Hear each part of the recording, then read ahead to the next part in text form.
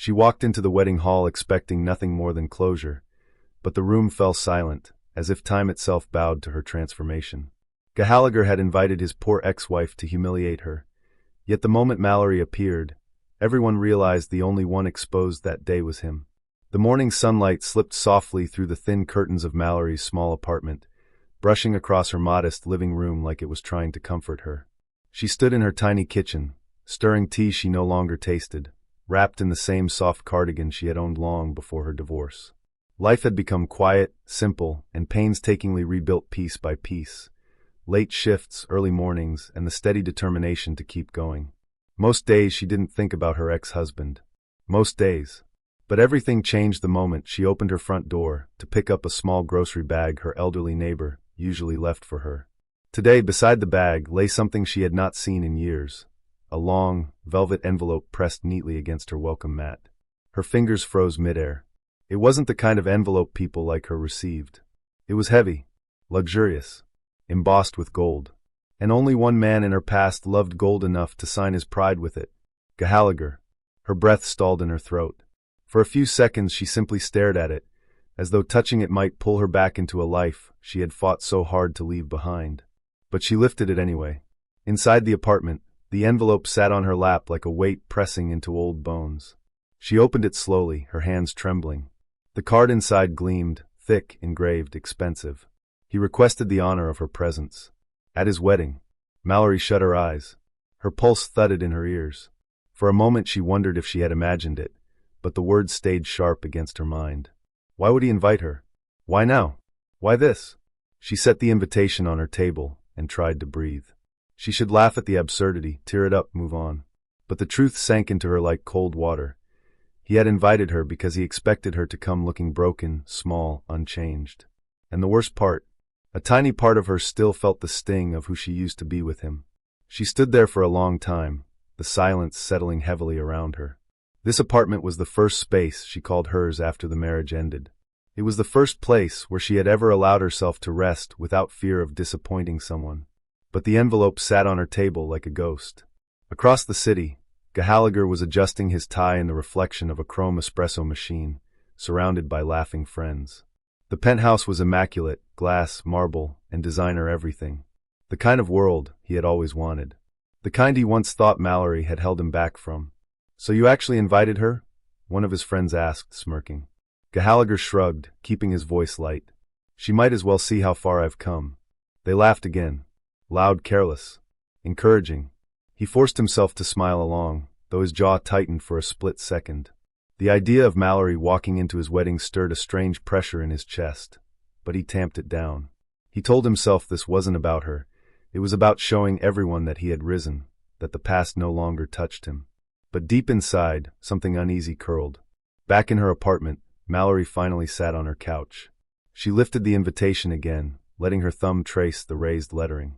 Memories fluttered at the edges, moments she had tried to bury. The disapproval in his eyes when she wore second-hand shoes, the sighs when she couldn't contribute to bills, the final conversation where he said she didn't fit the image he needed. She had left with nothing but her dignity, which at the time felt like very little. Her door creaked open, and her elderly neighbor, Mrs. Hemsley, stepped in holding a plate of warm lemon muffins. Her smile faded when she saw the invitation on the table. "Oh, sweetheart, is that from him?" Malory nodded silently. "Well," the old woman muttered, setting the plate down with a disapproving cluck, "men like him always marry women who admire their reflection." Malory let out a soft laugh. "I don't know why he sent it. Maybe he wants to prove something. But the real question is, do you want to prove something to yourself?" The words lingered. That night, Malory sat by her window, the invitation glowing under the soft lamplight.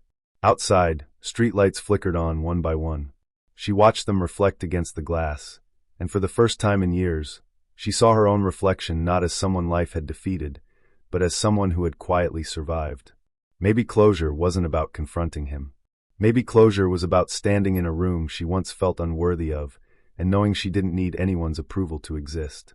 She whispered, "If I go for me." A long breath escaped her lips, and as she rested her head against the window frame, one question rose gently inside her, a question she hadn't allowed herself to ask in years. What do I truly deserve now? If you were in Malory's shoes, Would you walk into the past just once more to finally set yourself free? Before we step into the storm that's coming, pause for just one breath.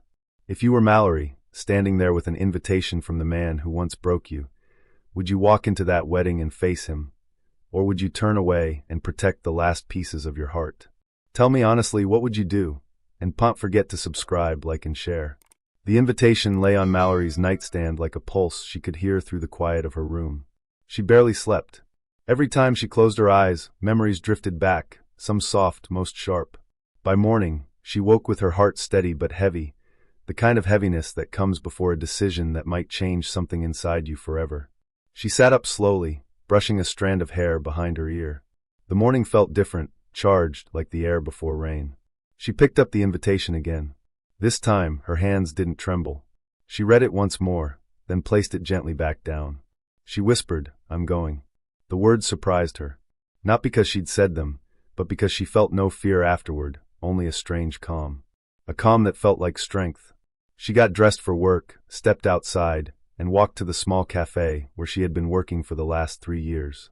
The bell above the door chimed softly as she entered, greeted by the warm smell of ground coffee beans and pastries. Her co-worker, Leah, waved. "You look lighter this morning," Leah said, eyeing her curiously. Malory smiled a small, honest smile. "I made a decision." "Oh, a good one." "I think so," she replied, tying her apron. "I'm going to my ex-husband's wedding." Leah nearly dropped the mug she was carrying. "What? Why would you, Malory? That man practically sucked the sunlight out of you." "It's not for him," Malory said gently. "It's for me." Leah shook her head, but she didn't argue. Instead, she reached across the counter and touched Malory's hand. "Then go looking like the woman he underestimated." That sentence stayed with Malory all morning. By noon, she found herself standing in front of a boutique she'd never dared enter before. Elegant gowns lined the window, draped over faceless mannequins like they were waiting for a story to inhabit them. She hesitated. The old version of her, the one Gahallagher had shaped and broken, would have walked past without lifting her eyes. But this version? This version took a breath, lifted her chin, and stepped inside. Soft music played in the background. Rows of beautiful dresses shimmered under warm lights. A stylish woman with silver-rimmed glasses approached her. "Welcome. Shopping for something special?" she asked, her voice gentle and knowing. Malory swallowed. "I need a dress for a wedding." "Yours?" "No," Malory said with a small smile that held a universe of healed scars. "My ex-husband's." The woman blinked, then smirked like she understood more than she said. "Ah, then you need something unforgettable." Over the next hour, Malory tried on dresses she had never imagined wearing. Soft fabrics, deep colors, light fabrics that made her feel like she was walking on air. She didn't choose the most expensive one. She chose the one that made her feel tall even if she didn't grow an inch, an elegant, understated gown that hugged her in all the right places, a color that brought warmth to her skin. She stared at herself in the mirror, really looked. For the first time in years, she saw a woman who had survived heartbreak, hunger, loneliness, and disappointment. A woman who had rebuilt herself without applause, without witnesses. A woman who deserved to walk into any room, not as a remnant of someone else's choices, but as a story still unfolding. She whispered to her reflection, "You're enough." Meanwhile, across town, everything at Gahallagher's penthouse spiraled into the frantic mess of last-minute wedding preparation. Florists scattered petals on the marble floors. Caterers rushed trays into the kitchen. His groomsmen joked loudly, eating pastries and drinking champagne far too early in the day. But Gahallagher couldn't relax. He adjusted his cufflinks again. They felt too tight. He checked his reflection again. His smile felt wrong. He opened his phone, scrolled, then closed it with a frustrated exhale. He didn't know what he was looking for, but he hadn't been able to shake a strange feeling since sending that invitation. His fiancée, Natalia, beautiful, poised, every inch the kind of woman his social circle admired, walked into the room and noticed his restless energy. "You're unusually tense," she said, smoothing a hand over her sleek dress. "Everything okay?" "I'm fine," he replied quickly. "Is it work?" "No." "A vendor?" "No." "Then what?" "You've checked the mirror 5 times in 10 minutes. Gahallagher hesitated. The truth sat just behind his ribs, irritating as a splinter he didn't want to acknowledge. "I invited Malory," he said at last. Natalia paused. "Your ex-wife?" "Yes." "Why?" He swallowed. Because she should see this new chapter. It's closure. Natalia crossed her arms. Or theater. He stiffened. What does that mean? She shrugged lightly. People invite their exes to weddings only for two reasons: to show they've moved on, or to flaunt they've upgraded. Which one is it? The question sliced through him sharper than he expected. He didn't answer. Natalia stepped forward, touched his arm. If she comes, fine. But don't let the past ruin your focus today. He nodded, though something in his chest tightened instead of settling. He told himself he wanted Malory there, because it showed his growth. But the truth, quiet and relentless, pressed at him. He wanted her there, because he still needed her to see him. Back at the boutique, Malory paid for the dress in soft installments, grateful she had saved enough to afford something that felt like confidence stitched into fabric. As she walked home carrying the neatly wrapped box, the breeze brushed her cheeks, cool and refreshing. For the first time in a long time, her steps felt light. But deep within her, beneath the calm, beneath the courage, something else stirred, a mixture of dread and hope, a whisper that said this moment would change her forever. Later that night, she placed the dress carefully on her bed. The invitation rested beside it. She looked at both for a long time, pressing a hand over her heart. She wasn't going to make a scene. She wasn't going to prove anything to anyone. She wasn't going to reclaim love from someone who never valued it. She was going to finish the chapter she once thought would destroy her. She was going because she was no longer the woman who left the marriage with tear-stained cheeks and empty pockets. She was going because this time, she would walk into that room with her head held high and leave it standing taller. If you were Malory, would you walk in to finally release the last weight someone ever put on you? Malory woke before sunrise, the sky still a muted gray, the world quiet enough for her thoughts to echo. Despite choosing the dress, despite deciding to attend, a knot of uncertainty tugged at her from inside. She sat at the edge of her bed, hands loosely clasped, breathing slowly. Strength wasn't loud, it was often quiet, she reminded herself. Quiet like this moment. Quiet like the woman she had learned to become. But doubt was persistent. All morning it whispered to her. He invited you to mock you. He wants you to look small. He wants an audience when you wilt. She wrapped her cardigan tighter around herself. I'm not that woman anymore, she murmured, but the words trembled. To distract herself, she cleaned, washed the small pile of dishes, straightened her bookshelf, reorganized her pantry. But every task looped back to one thought. What if going reopens everything I worked so hard to forget? By mid-morning, she walked outside to clear her head. The breeze brushed her cheeks gently. Down the street, life buzzed, vendors setting out produce, children chasing each other, cars humming past. Normal life. Life that didn't care about invitations printed in gold. Halfway through her walk, she stopped at a small bench and sat down, rubbing her palms on her jeans. She hated that Gahallagher could still make her heart feel fragile, just by existing on the edge of her world. A voice startled her. Rough morning. She glanced up. It was her neighbor, Benjamin, the man who lived 2 doors down. Younger than her by a few years, always polite, always quiet, someone she'd shared small talk with but nothing more. Today he held a bag of groceries and a gentle smile. I'm fine, Malory said softly. You don't look fine, he replied, his tone kind, not intrusive. She exhaled. Just thinking. Thinking is dangerous when done before breakfast, he joked, and somehow she managed a tiny smile.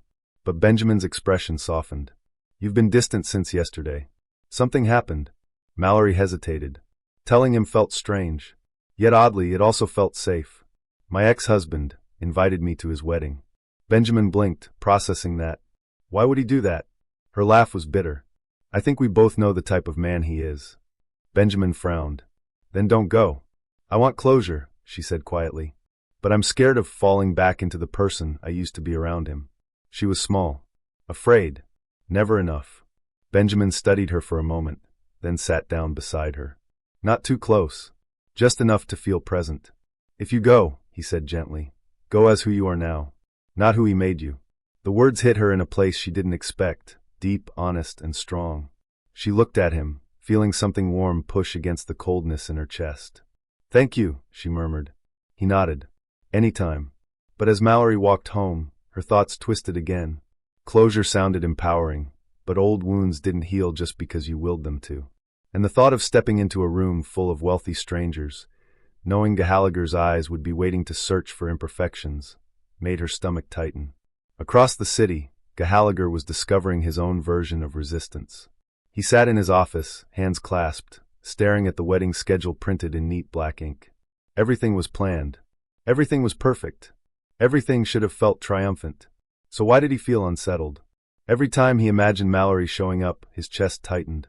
Not with regret, he refused to call it that, but with something that made his insides twist strangely.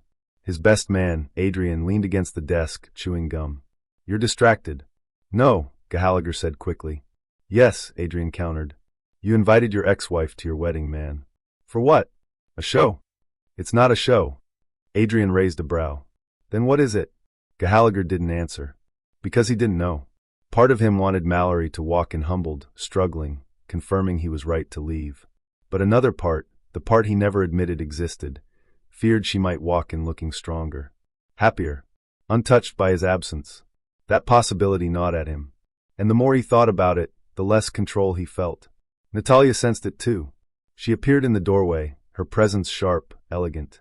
"Can I speak to you?" Adrian slipped out quickly. Natalia stepped closer, arms crossed. "You've been off since yesterday." "Is it her?" "No," he said, too fast. Natalia's eyes narrowed. "I don't want ghosts at our wedding, Gahallagher. If you invited her to parade your success, fine. If you invited her because a piece of you still needs her attention, that's a problem." "It's not like that." "Then what is it like?" Again, he had no answer. Natalia studied him a long moment. "You need to decide if you're marrying me or competing with your past." She walked away before he could respond. Her words dug deeper than he expected. Malory spent the rest of the day trying to silence the voice telling her not to go. But every attempt felt like she was running in place. She tried reading, her mind wandered. Tried cooking, her appetite vanished. Tried working on her journal, her pen stalled. By evening, doubt was louder than ever. But something else had begun to grow too, stubbornness. A refusal to let fear decide her story for her. Still, resistance clung to her like fog. Every memory of humiliation, every careless word Gahallagher ever tossed her way, every moment she felt small. They swirled around her, clouding her instincts. She lay in bed that night staring at the ceiling, whispering into the quiet. Why does closure have to be this hard? The truth was simple. She wasn't afraid of him. She was afraid of seeing who she used to be. If you were standing where Malory is right now, caught between fear and freedom, would you push forward or turn back? The day of the wedding arrived with a sky full of gray clouds, as if the weather itself couldn't decide whether to rain or hold its breath. Malory woke early, her heartbeat steady but heavy, like the quiet thud of distant footsteps echoing through an empty hallway. She sat at the edge of her bed, stared at the dress hanging silently by the window, and let herself feel everything: fear, hope, strength, uncertainty. "Today," she whispered, "I walk forward." She showered slowly, letting warm water trace over skin that had once been bruised by words rather than hands. By the time she stepped out, her reflection felt different, soft, yes, but not breakable. She applied light makeup, brushed her hair with patient strokes, and slipped into the dress she had chosen. It felt like armor, not the kind forged of steel, but the kind forged of healing. Just before she left, a gentle knock echoed at her door. She opened it to find Benjamin standing in the hallway, hands shoved awkwardly into his pockets. His eyes scanned her, widening in stunned silence. You look incredible," he breathed. Malory's cheeks warmed. "Thank you." He hesitated. "Are you nervous?" She exhaled carefully. "Terrified." He nodded, stepped a little closer. "Whatever happens today, remember, you don't owe anyone a performance. Not him. Not them. Just be you." She swallowed, touched by the sincerity in his voice. "I'll try. If anything goes wrong," Benjamin said softly, "call me. I'll come running." It was such a simple promise, but it hit her harder than she expected. She whispered, "Thank you, Benjamin." Then she left. The ride to the venue was quiet. The car hummed softly as the world blurred past. Streets she once walked through with Gahallagher, memories buried under layers of time and growth. She kept her eyes forward. When the car pulled up to the entrance of the grand venue, Malory stepped out and paused. The building towered above her, dressed in white banners and cascading roses.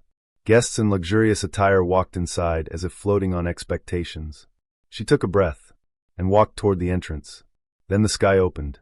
A sudden light rain began to fall, soft and cool. Guests rushed inside, shielding themselves with newspapers, jackets, anything they could grab. Malory, caught in the drizzle, reached instinctively for the small umbrella in her purse. But before she could open it, another umbrella lifted beside her. She turned. A tall woman stood there, elegant, poised, with dark hair pinned into a sleek chignon. Her dress was sophisticated, shimmering faintly beneath the rain. She offered the umbrella with a polite smile. "Here. Let's share." Malory blinked. "Are you sure?" "Of course," the woman replied. "No one should enter a wedding drenched."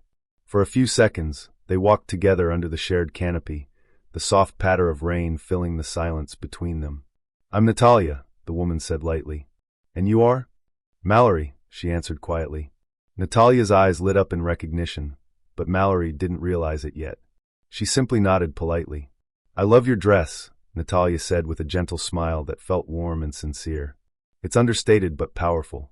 "Thank you," Malory replied softly. They reached the entrance together. A wedding planner rushed up to Natalia immediately, whispering something urgently in her ear. The woman's expression changed subtly, something unreadable flickering behind her eyes. But she turned back to Malory and said, "It was nice meeting you." Malory smiled faintly. "You too." As Natalia walked deeper into the venue, Malory couldn't know, that she had just shared an umbrella with Gahallagher's bride. Inside, the hall glowed with chandeliers, white roses, polished silver. Guests murmured excitedly, the atmosphere humming with extravagance. Malory stepped forward carefully, every soft footstep echoing louder than her heartbeat. Then Gahallagher saw her. Across the room, he froze mid-sentence. His hand slipped from his glass. The world blurred at the edges. The noise in the hall faded into a low, distant hum. Malory. Not the Malory he expected. Not the trembling girl he left behind. Not the poor ex-wife he invited for sport. She stood there glowing softly under the crystal lights, radiating grace, wearing strength like perfume. A shock punched through his chest. A realization he wasn't ready for. She wasn't small. She wasn't broken. She wasn't his past shame. She was breathtaking. His groomsmen whispered among themselves, taken aback. A few guests turned. Someone gasped softly. Even the music seemed to pause. Gahallagher swallowed hard, but his throat felt tight. He had invited her to make her feel less. But for the first time in his life, standing there, seeing her like this, he felt small, and he didn't know what to do. The hall buzzed faintly with soft conversations and classical music, but to Malory, everything blurred into a gentle haze as she stepped deeper inside. She could feel eyes drifting toward her, some curious, some startled, some whispering behind hands. It wasn't hostility she felt, it was disbelief. And strangely, not the painful kind. She held her head high, her breaths quiet but steady. But across the room, Gahallagher's world had tilted on its axis. He couldn't stop staring. His fiancée approached him, touching his arm lightly. "Everything all right?" she whispered. He blinked, startled back to the present. "Yes. Just give me a minute." Natalia frowned but nodded, stepping aside.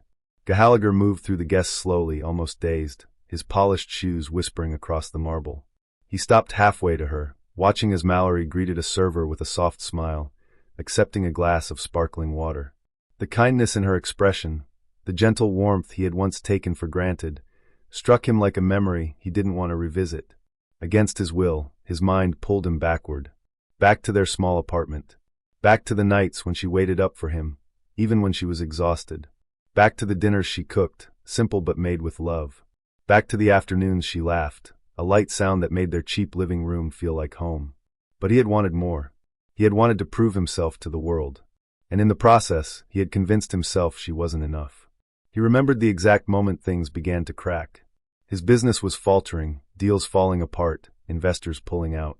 He'd come home angry, brittle, pushing blame anywhere it would stick. And Malory, she'd tried to hold him together. "Maybe we can downsize," she had suggested gently one night, touching his hand. "We can rebuild. Together." But together embarrassed him.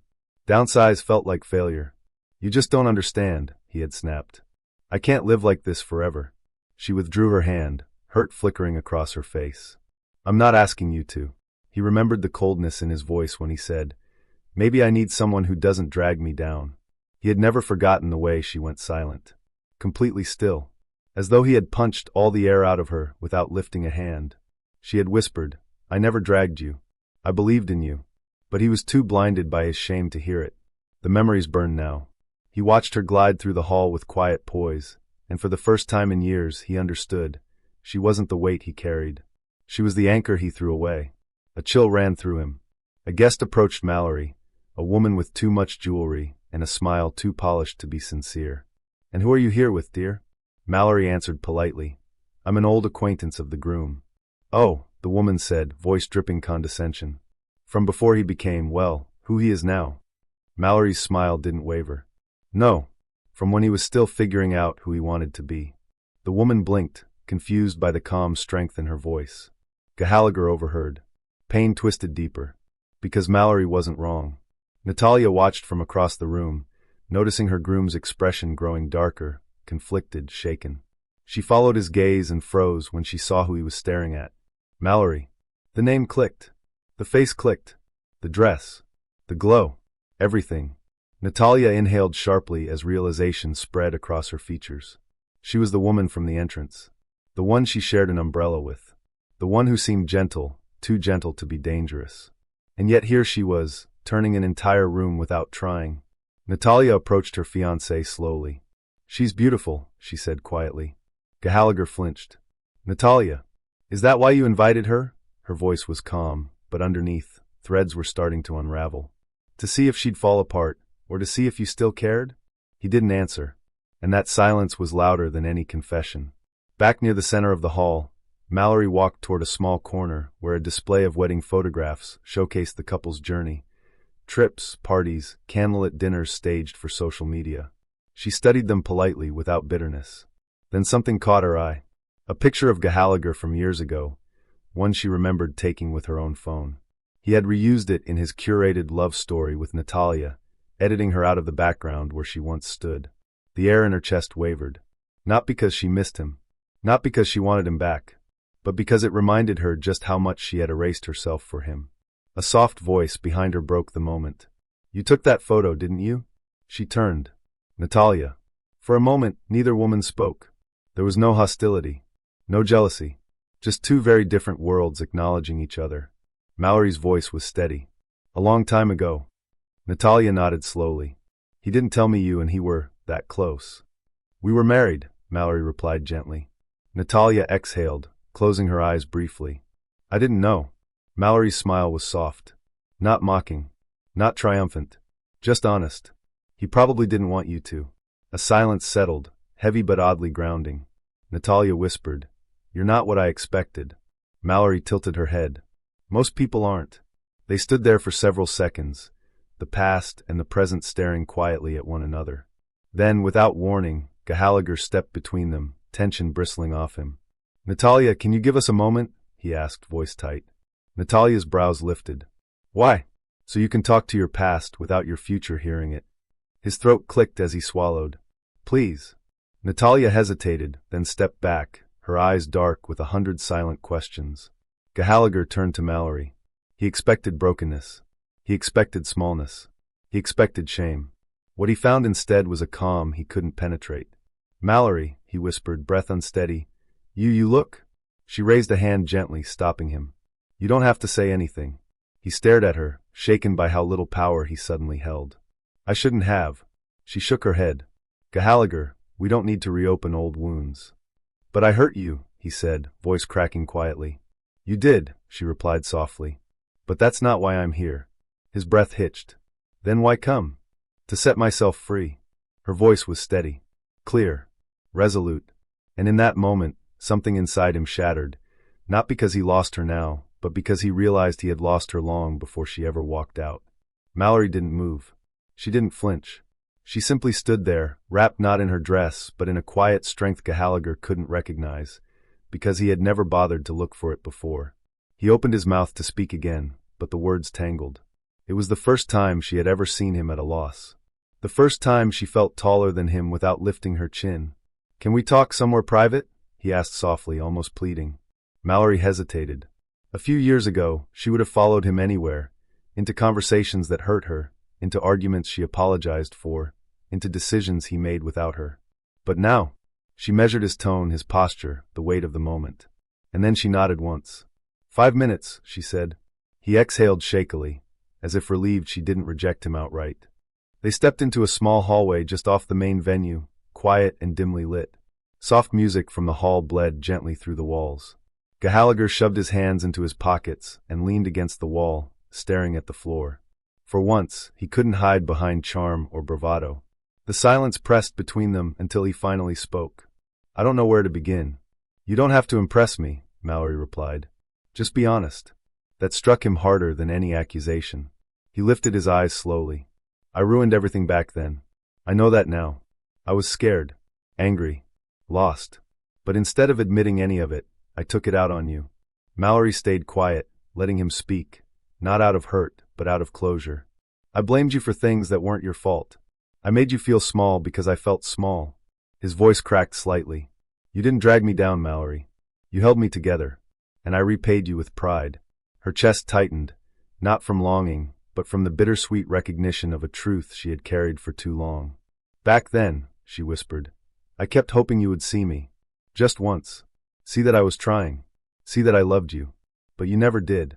"I see you now," he said, voice barely audible. Malory exhaled softly. "Too late." That wasn't said with anger. It was said with acceptance, a gentle closing of a chapter. But then, something she didn't expect happened. Gahallagher stepped forward slightly, not to dominate the space, but to soften. "I don't want you to think. I invited you to laugh at you. I thought I did. I told myself I did. But when I saw your name on the list, something in me twisted. And when I pictured you walking through those doors," he swallowed. "I didn't want you to look broken. I don't know what I wanted. But it wasn't that." Malory studied him. Years ago, those words would have pulled her heart apart, made her hope, made her cling. Now they simply resonated as truth. "Thank you for saying that," she said quietly. "And Malory," he hesitated, "you look incredible. Like someone I couldn't have appreciated back then because I was too busy chasing people who only loved the idea of me." She felt his words, but they didn't move her backward. They didn't tempt her into remembering the dream she once had with him. Instead, they made her realize just how far she had come. She offered him a small, soft smile. "I'm glad you're finding clarity. But I didn't come to reopen anything with you." He nodded slowly, pain flickering across his face. Not resentment, just the ache of understanding. "What are you here for then?" he asked. "For the last time," she said. "I'm here to let go." The quiet that followed wasn't heavy. It was freeing. Gahallagher ran a hand over his face. "I wish I had been better. For you. You weren't ready to be better," she said. "Not with me. Maybe not with anyone. But that's not my burden anymore." A faint smile touched her lips. "I don't hate you, Gahallagher. And I don't wish you sadness. I just wish you peace. The same peace I want for myself." He blinked rapidly, once, twice, like a man holding back something he didn't want to show. Vulnerability. Regret. Gratitude. All tangled. "I don't deserve that," he whispered. "Maybe not then," she said gently. "But maybe now you're learning." The hallway grew quiet again, but this time the silence wasn't sharp. It was soft, like two people finally laying a heavy stone down after carrying it far too long. For a brief moment, they simply breathed. "Do you," he whispered, searching her face, "do you think we could have ever fixed it? If things were different?" Malory met his eyes, really met them. And in that gaze held years of truth. "No," she said softly. "We were never meant to last. But we were meant to learn." He let out a long, shaky breath. Then something surprising happened, something peaceful. They smiled at each other. Not as lovers. Not as enemies. But as two humans acknowledging the past without drowning in it. Malory touched his arm lightly. "Congratulations, Gahallagher. I truly mean it." He closed his eyes, absorbing the gentleness in her tone. When he opened them again, she was already taking a step back toward the hall. He whispered, "Thank you, Malory," with a sincerity she had never heard from him before. She walked away quietly, not because she was running, not because she was hurting, but because she was finally free. As she stepped back into the softly lit venue, a calm warmth filled her chest, blooming through her ribs like light after a long winter. And she realized, she wasn't alone in this room. She wasn't fragile. She didn't belong to her past. She belonged to her future. The hall felt different when Malory stepped back inside. Softer, brighter, as if shedding the weight of old memories had somehow cleared the air around her. She breathed more deeply, more freely, letting her shoulders relax for the first time since she arrived.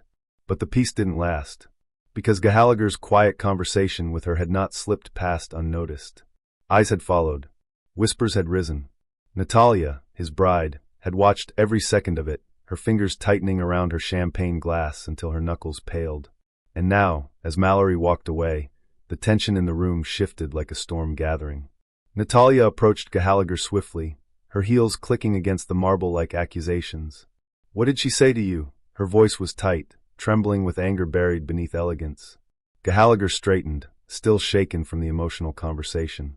"Natalia, it wasn't like that." "Then what was it like?" she hissed, trying not to draw attention. "Because from where I stood, she walked out peaceful, and you walked out looking like someone ripped open your past." He inhaled sharply. "She needed closure. And you needed what?"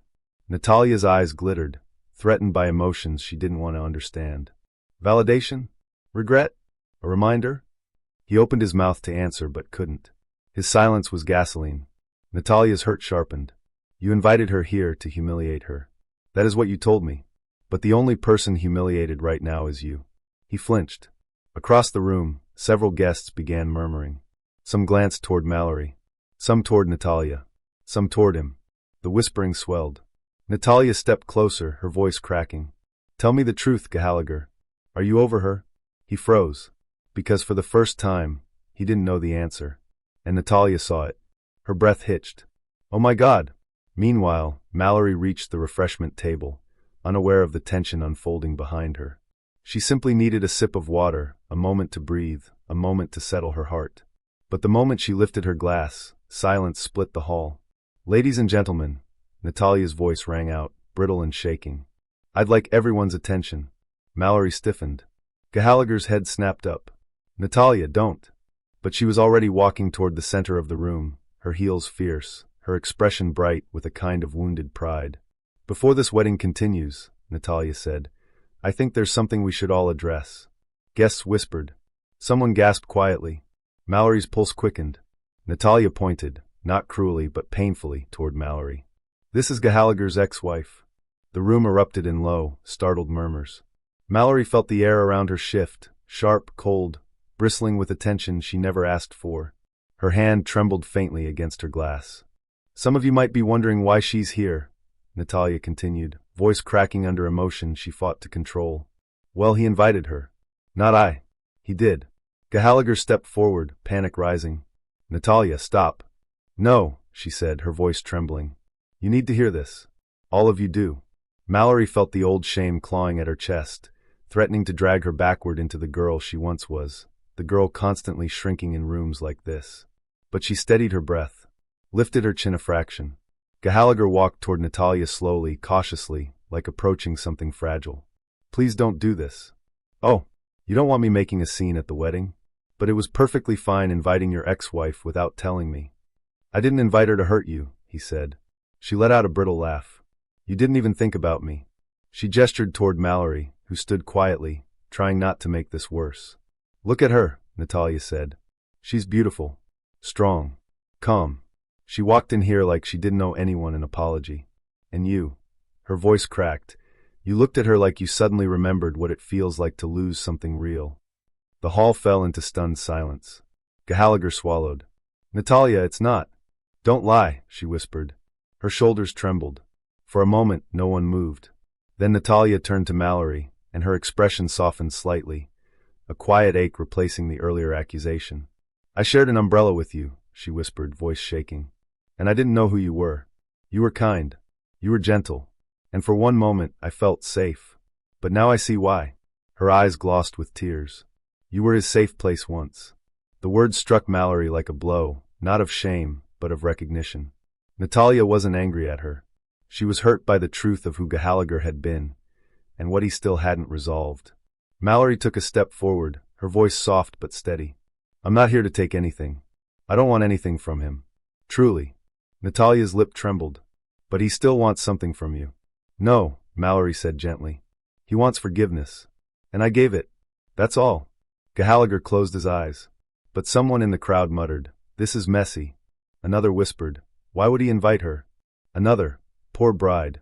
Natalia inhaled sharply and turned away, unable to hold the weight of 100 eyes. And that was the moment Gahallagher snapped. "Enough," he barked, voice ringing across the hall. "No one gets to talk about her. Not tonight. Not ever again." The room froze. Malory stiffened. Gahallagher's voice shook. "I invited her because I needed closure too. Because I handled our marriage terribly. Because I needed to see her doing well. Because I'm ashamed of who I was back then. Silence. Utter silence. Natalia stared at him, broken-hearted. So this day, our wedding day, became about your past. Her voice wasn't cruel. Just tired. And in that instant, Malory knew the wedding was collapsing. Not because she walked in, but because the relationship had been cracking long before she arrived. Natalia lifted her bouquet with trembling hands. I can't marry a man who still has pieces of himself trapped somewhere else. She placed the bouquet gently on the table and walked out. Gasps rippled through the room. Gahallagher didn't chase her. He stood there in the center of the hall, shoulders low, breath unsteady, not because he wanted Malory back, but because he finally saw every lie he'd been telling himself. Malory stepped back, heart aching for everyone involved, herself included. This wasn't the closure she expected.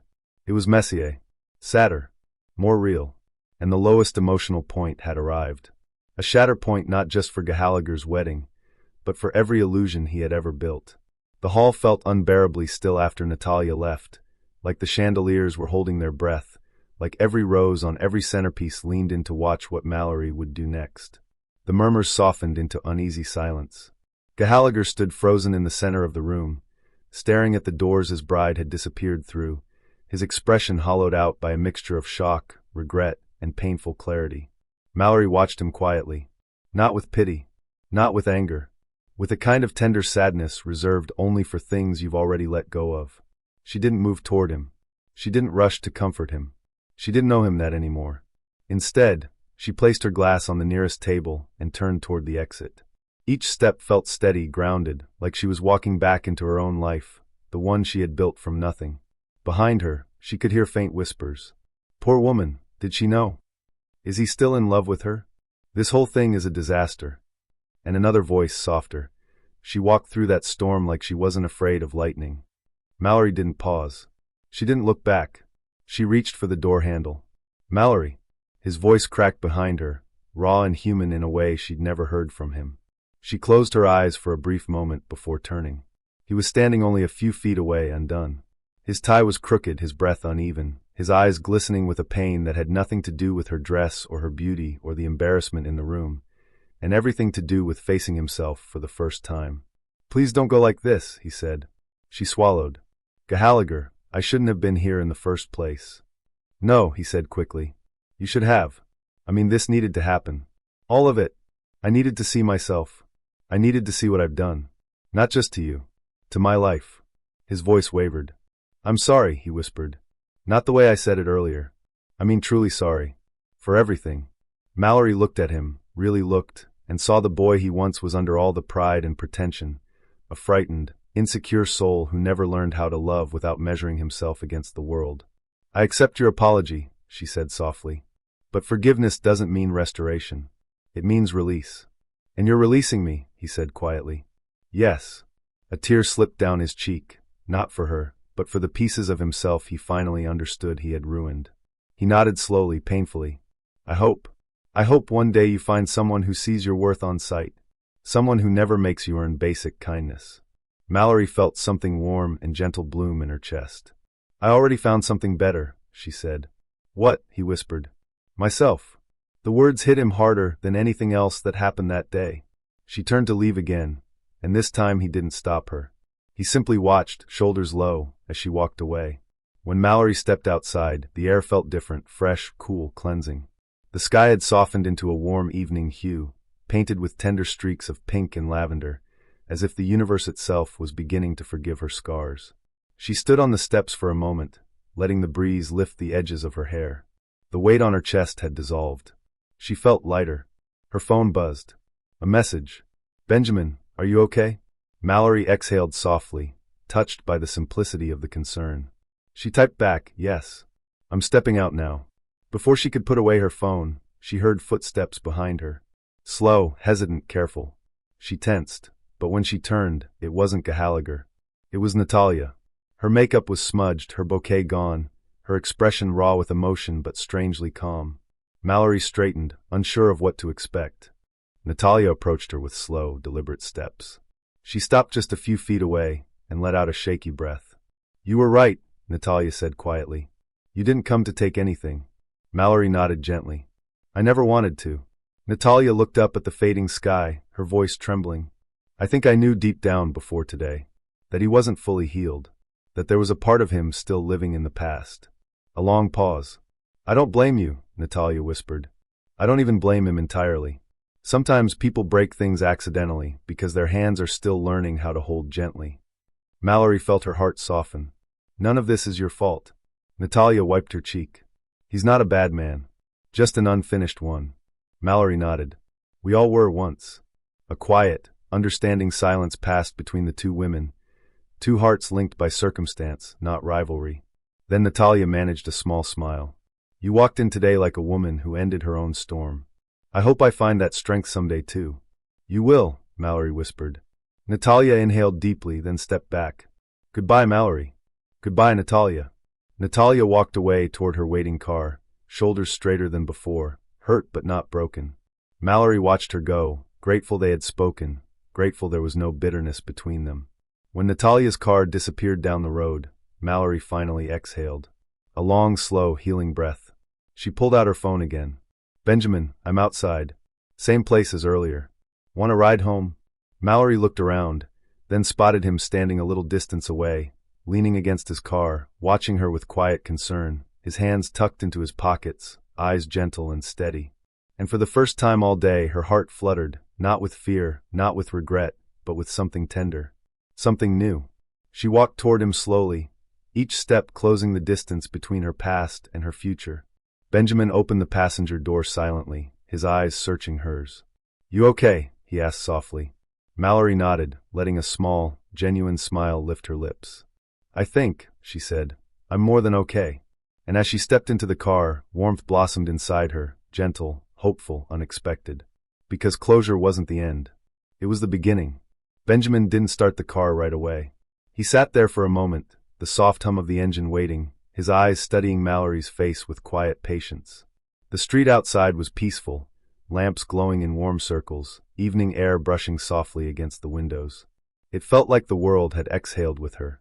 You sure you're okay? He asked again gently. Malory turned to him. For the first time since the invitation arrived, she felt like her breath belonged to her again. Yes, she whispered. Today was heavy, but I feel lighter. Benjamin nodded, offering a small smile. Then let's get you home. As they drove through the city, lights flickering across the dashboard, Malory leaned her head back and closed her eyes. Each mile they covered felt like a layer of old pain falling away. She didn't cry. She didn't shake. She only breathed, deep, calm breaths she hadn't felt in years. Benjamin kept glancing at her, not intruding, just making sure she was okay. You're quiet, he murmured eventually. She opened her eyes slowly. I finally let go of a version of myself I didn't realize I was still carrying. What version? The one who kept apologizing for existing. Benjamin's hands tightened subtly around the steering wheel, not in frustration, but in a quiet ache for her. You don't owe anyone an apology for being you. She looked at him then, really looked. The gentle slope of his smile, the warmth in his eyes, the steady calm in his presence. She realized something simple but profound. He wasn't just kind. He was safe. When they reached her building, he stepped out first and opened her door. She didn't expect the gesture, but it made something warm unfurl inside her chest. She stepped out slowly. Thank you for coming, she said softly. I told you I would, he replied. Always. Always, she echoed, teasing lightly, but his answer wasn't flirtatious. It was sincere. Yes, if you ever need someone. The sincerity in his tone made her heart stutter. They walked toward her building entrance in silence. When she reached her door, she fumbled with her keys slightly, not from nervousness, but from the weight of the moment settling around them softly. Benjamin stood a step behind her. Before you go, he said gently.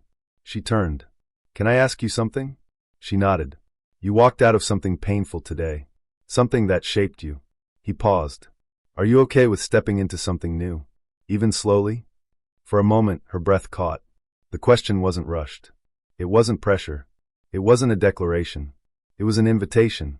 An invitation to possibility. To warmth. To life beyond survival. Malory swallowed. Benjamin, I don't know if I'm ready for anything big. I know, he said softly. But maybe you're ready for small moments. Her heart fluttered again. She stepped a little closer, not planned, not bold, just natural. What kind of small moments? Coffee, he said, smiling. Walks. Conversations. The kind of moments that don't hurt. Malory felt her chest warm. I think, she whispered, I could start with that. His smile softened. Then let's start small. He turned to leave, giving her space, not wanting to overwhelm her, but before he could take a full step away, she reached out and gently touched his wrist. Benjamin? He looked back immediately. Thank you, she said, her voice trembling with the honesty of someone who finally recognized her own worth. For seeing me before I saw myself. Something tender flickered in his eyes. I've always seen you, Malory. Her breath hitched. For a long, quiet moment, they stood there, two people on the cusp of something new, something gentle, something healing. Eventually, she let go of his wrist. Good night. Good night, he whispered and walked toward the stairs. Malory entered her apartment slowly. She set her shoes aside, placed her dress carefully over the chair, touched the invitation one last time, and then dropped it into the trash bin. No tears. No hesitation. Just the sound of a chapter closing. She walked to her window, gazing out at the soft glow of the street below. Her reflection looked different, free, softened by strength, touched by hope. She whispered into the quiet, You made it. And the woman in the glass whispered it back. Later that night, as she lay in bed, her phone buzzed. Benjamin made it home. Don't forget those small moments. Malory smiled, warmth spreading across her chest. She typed back, I won't. She set her phone down, turned off the light, and closed her eyes. For the first time in years, she didn't fall asleep hoping to be loved. She fell asleep knowing she deserved it. And that was the true ending. Not revenge, not humiliation, not triumph over someone else. But victory over the version of herself that once believed she wasn't enough. A new beginning. A soft, steady rise. An unexpected love unfolding at its own gentle pace. If you've ever rebuilt your heart from shattered pieces, tell me, do you believe love feels different when you finally meet it with a healed soul? If you enjoyed this story, don't forget to like, share, and subscribe to the channel. Your support helps us keep bringing you powerful, emotional, real-life inspired stories every day. Tell us in the comments what you thought about how everything ended, and rate this story on a scale of 1 to 10. We'd also love to know where you're watching from. Your words mean more to us than you can imagine.